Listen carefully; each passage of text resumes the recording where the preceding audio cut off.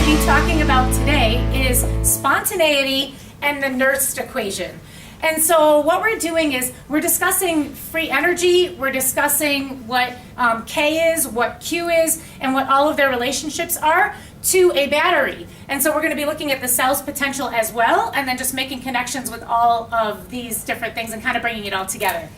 So the first thing is, let's make sure that we know what spontaneity is. Now, keep in mind that we want to say, instead of using spontaneity, we want to say this long term, which we say is thermodynamically favored. Okay? So instead of saying that it's spontaneous, we now want to refer to it as being thermodynamically favored. Okay, and what does it mean? What does it mean? Well, we know that to be spontaneous means the reaction is going to proceed in the forward direction without something. Without what? The addition of outside The addition of outside energy. Awesome. Okay, so as long as you don't have to supply any energy and the reaction is going to go in that direction, then we would say that it's spontaneous. Well, if it's spontaneous, we know something else. So I like to write Sarah eats, and then do you remember the rest of this? Gross ham. Very good. Sarah eats gross ham. And the idea of this is that we want delta S, which what does delta S represent? Entropy. We want that to be positive. And we also want the E cell, the cell's potential, to be positive. So Sarah eating is a positive thing. That's going to be a good thing. But gross ham, we want both of those to be negative. Well, this is representing, G is representing Gibbs free energy. So to have energy that's available to do work is what that is representing. We want that to be negative. And what's delta H representing?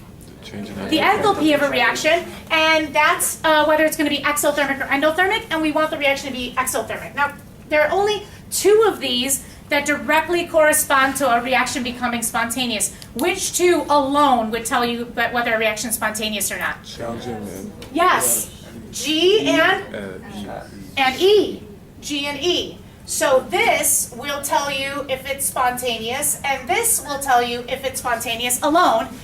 These two, you don't know. You need to pair them. They need to be coupled in order to figure out if it's spontaneous or not. So if a problem tells you that the entropy is increasing and the entropy is positive, is the reaction spontaneous? You don't know. You don't know. It may be. What do you need to know in addition? The delta H. Perfect. Okay? So you're going to also need to know the delta H in order for that to happen. And same thing, you can have an exothermic reaction, but unless you know what is happening with the entropy, you don't know if it's spontaneous or not. And the idea was, if these two were positive, so if this is positive and negative, we know that this is always spontaneous. So what if it was reversed, and negative and positive? Never spontaneous. Positive, positive? Spontaneous at high temperatures, and negative, negative. Spontaneous at low temperatures. Awesome. Very cool. Okay. So a spontaneous process, we said, it's one that proceeds without the addition of outside energy. It indicates nothing about time. Okay? So keep that in mind. It doesn't mean that the reaction is going to happen quickly or not. Free energy change, delta G, measures spontaneity. And so we said again, this is basically that we have, if it's negative, then that means that we have energy available to do work. Energy to do work. Okay? So that's what it means if that is negative, so the reaction is spontaneous. Also, if you have a positive EMF, that also means that it's spontaneous. So we've got this equation here, delta G is negative N Fe. Okay? So we know these variables, and so what they've done is they've put this, all three of these together, the moles. Well, let's define this. So the moles of what? The substances in the reaction. Not the moles of the substances. electron. Good. Why electrons? Because we're talking about the cell's potential, and what gives the cell potential? The electrons transferring across, right, from one side to another to produce electricity. Yes, and then that. So we've got energy that ends up being transferred, right? So, so this is actually moles of electrons transferred. Moles of electrons transferred. Okay. So what this is if you look at your half reactions, it's the LCM. It's your least common multiple between the two sides. That's what's going to give you this number, okay? So this moles right there. Okay, Standard Gibbs free energy, what unit do we typically measure delta G in? What, if from a chart, what would you be measuring that in? Yep, usually that's going to be in kilojoules or kilojoules per mole. It depends if you're getting it from a chart or if you're doing it for a reaction. So I'm going to say kilojoules in parentheses per mole. It depends. If you're just solving for delta G here, it's going to be in kilojoules. And F is called Faraday's constant. And so this is 96,485 coulombs per mole of electrons. This is a constant, and it's basically just telling you what your current is per mole of electrons, what that's going to be. So Faraday's constant is in coulombs, and a coulomb is a joule per volt, okay? So what we did was we were trying to memorize coulombs, and a good thing to remember is I like to say, maybe we can just do it over on the bottom of the page here, maybe we can even do it on top. So coulombs, the cool guy or the cool girl camps. So it's a coulomb is equal to an amp times a second. And then does anybody remember something about joules? Yeah. And they find joules over the valley. Good. And the cool person finds joules over the valley. Okay. And this is going to be really helpful. Yes, the equations are the units and the constants are given to you on the equation sheet, but they're not given in this order. And I always think that it's easier if you just know this, if you've got it down, and then you can do your conversions more quickly rather than having to go to the equation sheet to figure it out. So, so a coulomb is equal to an amp times second, or a coulomb is equal to a joule per volt. Well, this is important. And the reason why is because if this is in joules, we know that delta G is supposed to be in kilojoules. So something's going to need to change, okay? So always make sure that you check your units, because before when we were calculating delta G, we said that we wanted the R to be in kilojoules when we were calculating it. So now be careful, because we're going to want it in joules in this case here, okay? So you could convert it if you need to after or before, depending on what the situation is. So now let's talk about relating the direction of the reaction in the direction it precedes means that you're favoring products, okay? So in other words, your reactants are turning into products. And if that's the case, what do you know is happening to your cell's voltage? Well, we said that if the reaction proceeds in the forward direction, E cell is what sign? Positive. Perfect, okay? So a positive E cell relates to a negative delta G. So it says if N and F are always positive. So if this number is always positive, because that's your number of moles of even though it's electrons, it's your number of moles of electrons, so the negative comes in front. And this is a positive number. And if E ends up being a positive number, but there's a negative in front of the equation, then what would delta G's sign be? Negative. Negative, okay? So that's why a positive delta E means a negative delta, or a positive E means a negative delta G. And so it says a positive E or negative delta G means that your reaction is spontaneous, okay, or thermodynamically favored. And then if N and F are always positive and your E instead ends up being negative, well, that's a negative, positive, positive. Then what is delta G? Positive. It's always going to be positive. And so then if you have a negative E or positive delta G, then that's when it's non-spontaneous. How could you make that reaction spontaneous? Flip it, reverse it. Okay, if you reverse it, that'll be a spontaneous reaction. Okay, so this question says, using the standard electrode potentials, calculate delta G, the standard free energy change for this reaction. The question is asking us, is the reaction spontaneous at 25 degrees Celsius or not? Okay, so if we take a look at a reduction chart, remember the way that this works is the ones that are up higher are more easily reduced, which means the ones that are lower on the chart with a negative voltage are more easily oxidized. Awesome, okay? And so what we would do is, if I gave you a battery and I said that the battery was made of copper plus one, I'm making a copper plus one, and maybe this tin right here. Which one would be your reduction inside of your battery, inside of your cell? Would it be the copper or the tin down here? Copper. So that means that the tin, you would have to do what to this reaction? You'd have to flip it, you'd have to reverse it, and then what do you do to the sign of this? You make it positive. And when you add these two numbers up, that would always give you a positive value, a positive E cell value. So remember, to find the E cell, all you do is you add those two numbers up, okay? The one that's more negative is the one that you flip, or the lower number is always the one that you flip. And so that way your answer is always positive. That makes sense, right? But if they ask you if the reaction is spontaneous or not, then what you have to do is you basically have to use, almost like when we did Hess's law with like the circles, squares, and triangles, it's kind of like that, where we want to basically check to see which one of these, like where is this inside of our target reaction, okay? So we want to take a look to see where it is inside of our target reaction. I can see here that my IO3 minus is where? Oh, it's on the product side, right there, okay? And what would I need to do to it as well to make it look like my target? Multiply by 2. Awesome. So I know that this reaction I need to reverse and I need to multiply by 2. Okay, do you remember?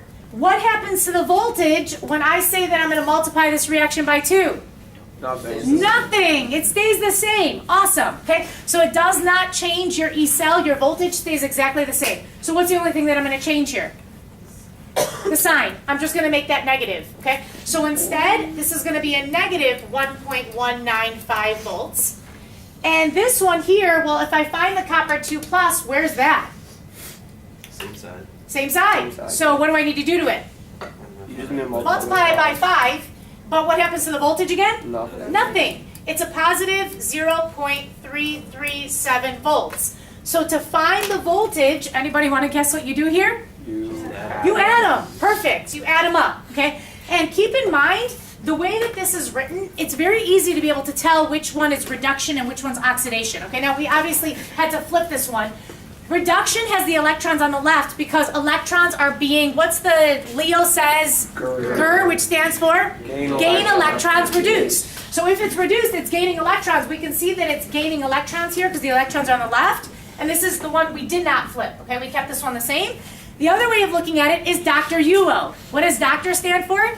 Down reduced. We can see that the charge is going down from a +2 to a 0 on that one. So there are a few different ways that you can tell that that's going to be where reduction is taking place. So we could actually call this the ERED, and we would call this the E-ox. Okay? And again, when you want to get your E-cell, all you're going to do is just add these up. Okay, does somebody have the answer to this yet? 0.858. 0.858, and that would also be in volts. So our E-cell is negative 0.858. Okay, the question is asking us, is it spontaneous? The E-cell is equal to a negative number. Spontaneous or not? No. No. Perfect. So this is non-spontaneous. Okay? So if your E-cell is negative, then that's going to make it non-spontaneous. Now, if I asked you how many electrons were transferred, notice, yes, we said that we were going to multiply this by 2, so I would get a 2 and a 12 and a 10, and then that would just be a 1, and that would be a 6, right? And then down here we said we're going to multiply by 5, so I get a 5 and a 10 and a 5, okay? How many electrons are transferred? 10. Awesome. 10 electrons are being transferred, so guess what N is equal to? 10, okay? So if you need to calculate your delta G value up here, then you would just plug in, which we could do that right now to figure this out. So let's calculate, they're asking us for that anyway, so let's calculate delta G. So we know that delta G is equal to negative NFE. All right, so we've got negative, how many moles did we say are transferred? 10 moles of electrons. Okay, F is what? It's Faraday's constant. So it's that 96,485 coulombs per mole of electrons. And then our E is over there in volts. So we just figured that out, and we got negative 0.858 volts for the reaction. Okay, so it looks like the answer is 828,000 with sig figs, with 3 sig figs. So let's do the sign as well. So that's a negative and that's a negative, which means the sign would be positive. Awesome. The sign is going to be positive. And now let's do our units. Okay, so what cancels out? Well, I can see that the moles of electrons cancel out, and I've got coulombs and volts. Okay, try not to look, But what do you know that coulombs are equal to? So try not to look. Joules over valleys. Good. The joules over the valleys. Okay. Now, yes, it is amp times second, but that's not going to help us here in this one. So we're going to write this instead as joules over valleys. So if that's the case, what else cancels out? Volts cancel out. So there are volts cancel out, and what are we left with? Joules. Now, if they ask for it in kilojoules, my unit would be getting bigger, which means my number should get smaller. Awesome. So what would that be? 828. Yep. Shift your decimal 3 loops back, and we would get 828 kilojoules. And we said that the unit would be negative times negative. We said it would be positive. Okay. And again, a positive delta G means that your reaction is non-spontaneous. So either way, you can look at G Ecell or you can look at delta G. Both of them are indicative of that. Okay, so I'm always asked a really good question, and the question is, why didn't we switch this one? Because if you want this to be spontaneous, then you would switch this one, and that's true.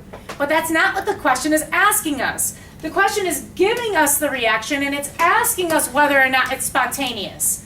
So if they don't tell you what the reaction is, and they ask you for the spontaneous reaction, that's when you would flip this one, and you would make this one your EOX. Okay, but in this case here, we had to basically use like our Hess's rules, our thermo rules, to say how does this match up to the reaction, our target reaction. Okay, all right. Last thing here is now connecting equilibrium.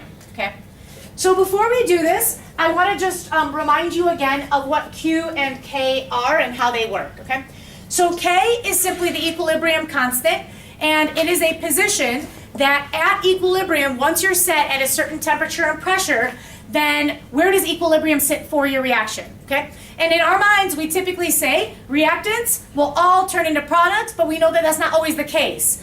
So sometimes equilibrium sits way, way, way forward where all of your reactants have turned into products and there's barely any or maybe no reactants at all that are left over. But sometimes your reaction barely makes any products or doesn't make any products at all. Maybe the reaction was supposed to hit a certain activation energy and you didn't have a high enough temperature. Then your reactants are sitting there and they're not making any products. Or maybe your reactants are equal to your products when it hits equilibrium. Remember, equilibrium looks like the reaction has come to a stop, but it's not. It's where it's come to no net change. Awesome. It's come to a point where it's no net change. In other words, your reactants are turning into products, your products are turning into reactants, and on average, they're basically sitting in one spot. Okay? So not like this. There's really no set way for any reaction. It depends on the temperature and it depends on the pressure. And what Le Chatelier studied was he said, what if you change the concentration? How does that affect where the equilibrium is? If you change the pressure, how does it affect it? If you change the temperature, how does it affect it? Okay? So all we need to know at this point is that K is simply equal to the concentration of our products over the concentration of our reactants. So what you do is you look at your equation, or you look inside of a flask, and somebody analyzes the flask, and they figure out the concentrations of the products, and they figure out the concentrations of the reactants. Solids and liquids are not included. Don't forget that. It's only gases and aqueous substances that are included inside of this expression. And so if you end up figuring this out, and you calculate it, and you get that K is greater than 1, what does that tell you? That at equilibrium, there are more products than there are reactants at equilibrium, once it comes to that spot, okay? Once it comes to that where it looks like it stopped. If K is less than 1, what does that mean?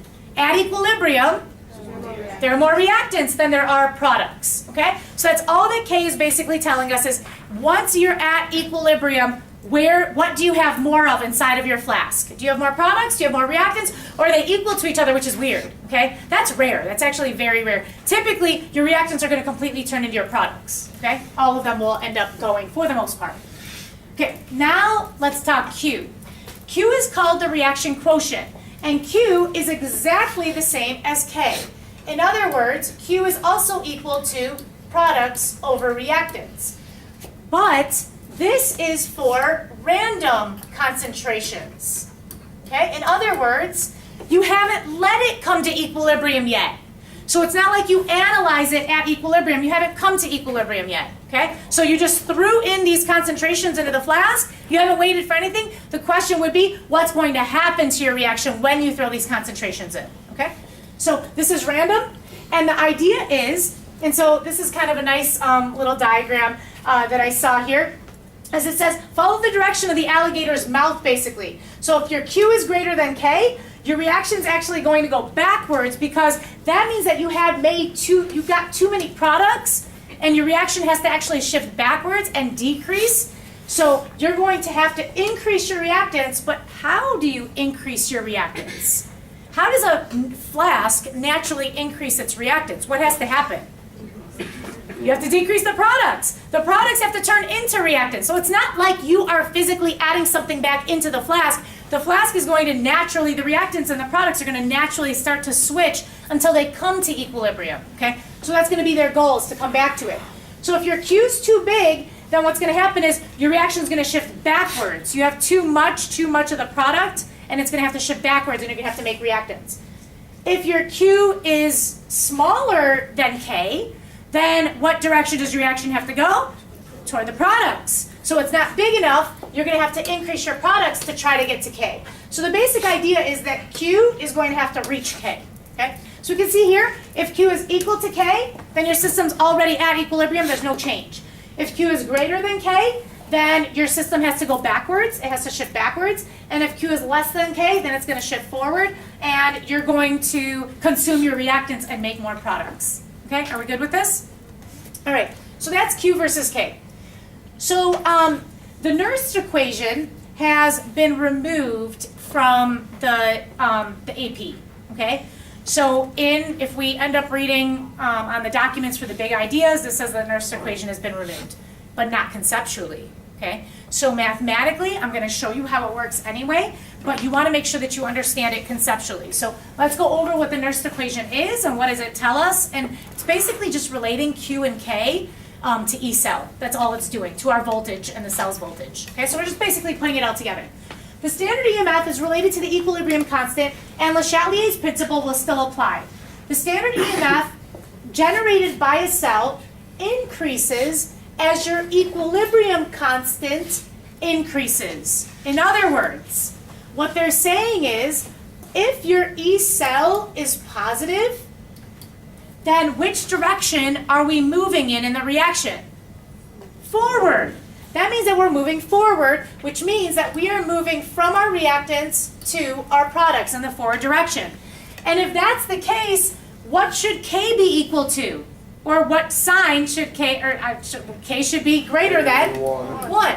Perfect, okay? So this is basically what it's telling us, is if our E cell is positive, then we're favoring our products, and if that's the case, then K is going to be greater than 1. Okay? So it says, this means if K increases, then you're favoring the products more.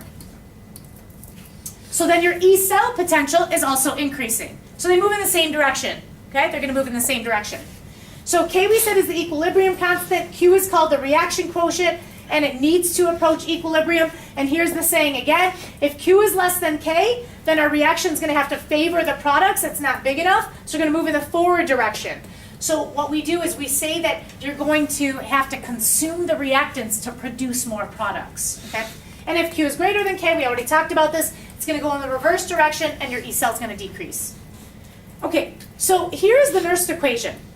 So we see here that it says that we've got our E cell, and then we have our standard E cell. The standard E cell just comes from the chart, okay? So for example, I would go to my reduction chart, and I would find my reduction, find my oxidation, and then just do what to those two numbers. We have to flip one, right? But then you would do what to those two numbers? You would add them up.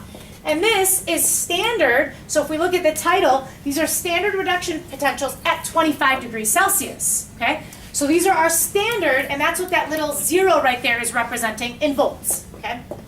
So that's what this number is. So then you say minus R, which we know what R is. What R do you think it's going to be? 8.31, perfect. And depending on the units, we may have to switch it to kilojoules. The T is the temperature. What's N again? Moles of electrons transferred, perfect. Okay, so you would look at how many electrons are transferred between the two. What's F? Faraday's constant. And then ln is the natural log of Q, okay? And when you do that, you can actually find your E cell as opposed to just finding the E cell at the standard temperature. So that's the Nernst equation. Okay, so we've already defined all of our variables, and we already talked about this. If your E cell is positive, K is greater than 1. If your E cell is negative, then your K is less than 1. So this says, for this reaction, as written, our E cell is equal to a positive 0.48 volts, and this is standard, okay? So this is standard at 25 degrees Celsius or 298 Kelvin. The voltage of 0.48 is true if we also have 1 molar concentrations of everything. So not only does it tell us that it's standard temperature, it also has to be 1 molar concentrations of everything. Okay? What is the cell voltage if the concentrations of the ions instead are 0.5 molar and 1.5 molar for the Mn2 plus and the Al3 plus? How come they didn't say anything? So they're telling us that this one is 0.5 molar, and they're telling us that this one is 1.5 molar. Why didn't they say anything about these two? Because they're solids. Awesome. And what do you know about solids? You don't have to They're include them. not included in the equilibrium expression. Okay? So we're not going to include those anyway. So then it says, what should happen to the E cell voltage and why? And it says, remember, E is for 1 molar solutions, so calculate Q and then predict the direction. So in this case, if we were to write what Q is equal to, Q and K are equal to the same thing. So we know it's always just going to be products over reactants. So we just really want to figure this out in theory, and then we'll do another one mathematically here. So Q, I know, is equal to the concentration of my products divided by the concentration of my reactants. And so if we look at this, I'm simply including this squared, so that's equal to Al3 plus raised to the second power divided by, what am I dividing this by? What's the only other aqueous one? Mn2 Mn2 plus, but what do I have to do to that one? raised to the third power. Yes, raised to the third power. And now I'm just going to plug my values in. So I can see that the Al3 plus is at a 1.5 molar, so that's going to be 1.5 squared. And I'm going to divide it by the Mn2 plus, which is 0.5 molar squared. Now, Q. first thing is, cubed. So what I want to make sure that you understand is that we don't even need to do this because what happened to my product? What happened to the concentration of our product? Standard would be 1 molar. What happened to the concentration of this? It increased. What happened to the concentration in comparison to where we were, standard? What happened to my reactants? They decreased. So that means that I have more products than I do reactants. And if I have more products than I do reactants, then what should be true of my voltage? Well, let's talk about what direction the reaction is going to go in. It's going to go left. It's going to go backwards. Okay? So if I have too much product, then if there's more product than there is reactant, then that means my reaction is going to shift backwards. And if my reaction shifts backwards, what should happen to the voltage? It should also go down. Okay. Now we don't know what the sign's going to be. We just know it's going to go down. Okay, and that's all we're going to say.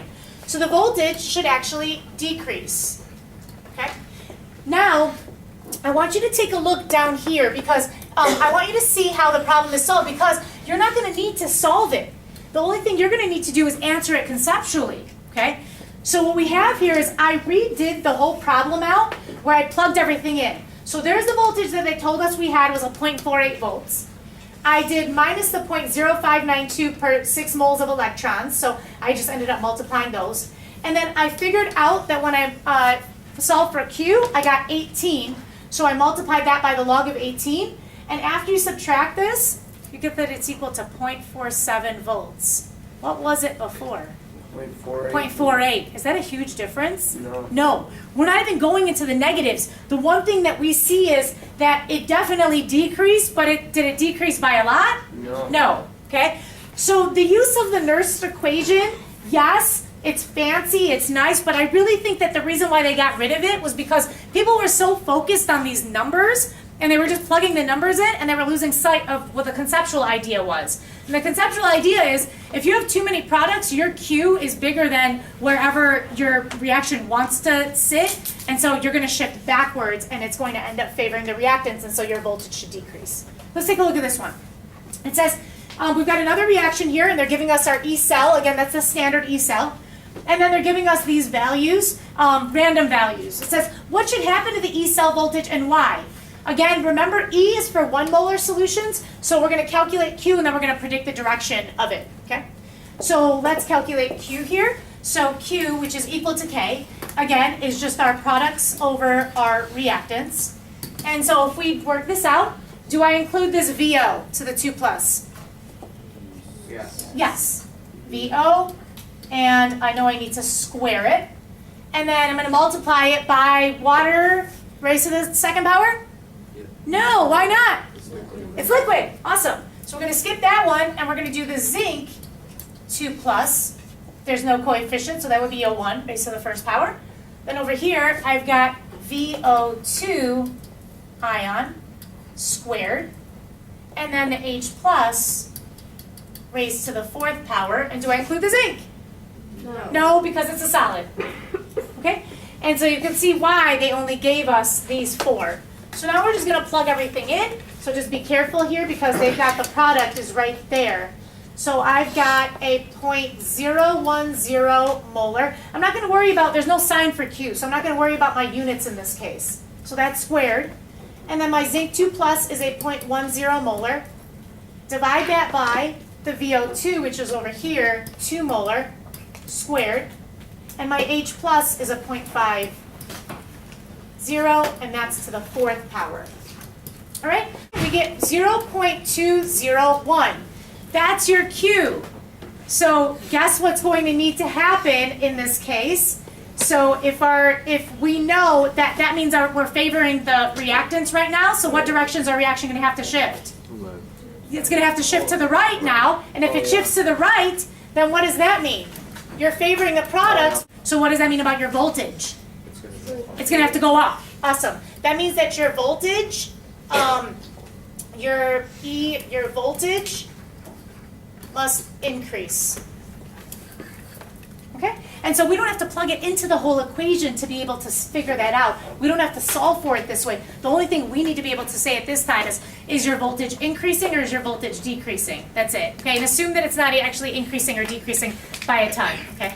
So that's it for relating cell, spontaneity, delta G, and all the other Q and K stuff. Happy day, everybody.